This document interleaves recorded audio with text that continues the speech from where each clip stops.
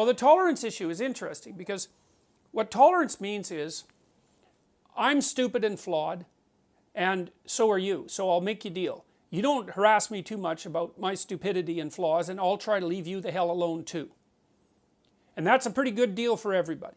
So that's the tolerance issue, right? We're all flawed, and if we demand too much of one another in terms of perfection and unity of belief, or even unity of thought, or even coherence of thought, then we're going to end up permanently at each other's throats. So we should just try not to make unnecessary enemies. That's tolerance, and it's a good principle. The tolerance doesn't mean anything goes. That's not tolerance. That's refusal to take responsibility for mature discrimination. And discrimination has also become a dirty word. It's like there's no difference between discrimination and thinking. They're the same thing. Now you might say, well, what about unfair discrimination? It's like, well, that's a whole different issue. It's like if you have person A and person B and they're both equally qualified for a job, there's something wrong if you let something other than their qualifications determine whether or not they should get the job.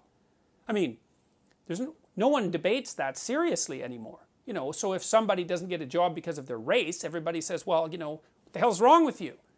You're not taking advantage of the person's talent. You're doing society a disservice, and you're hurting individuals unnecessarily. You shouldn't do that. It's like, okay, fine. We all agreed about that back in like 1965. That's covered. So, but the idea that anything goes with regards to tolerance and lack of discrimination, that's an entirely different thing. That does not mean that all people are the same, or that all abilities are the same, or that everything is of equal value. And so there's a big difference between tolerance and nihilism.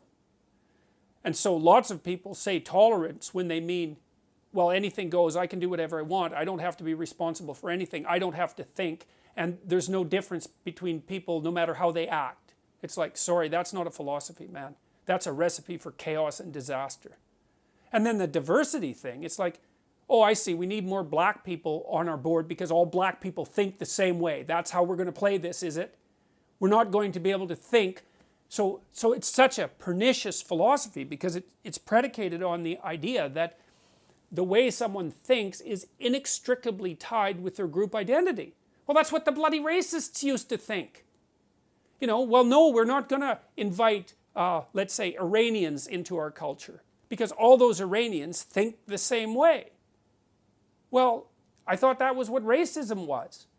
And so the idea that unless you have your bloody board of governors, say, or the middle strata of your organization arranged so that every single group has equitable representation, you don't get a diverse range of opinions. It's so, first of all, that's just technically wrong because it isn't racial and ethnic and gender diversity that gives you diverse opinions. That's just an idiotic, that's just a, I don't know how you could be, I can't understand how you could be so